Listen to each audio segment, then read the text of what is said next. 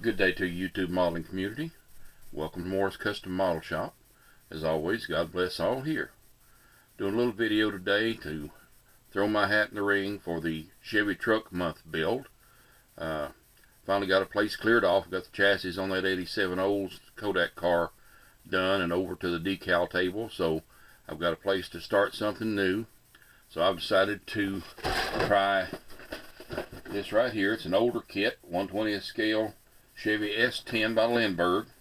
Been opened and played with, which about all my kits are like that, but I've never started anything on it. I'm going to try to make a lowered street machine pickup out of it. So I'll keep you posted, keep you updated on what all I do with it, and wish you all the best and hope everybody enjoys building the Chevy Truck Month.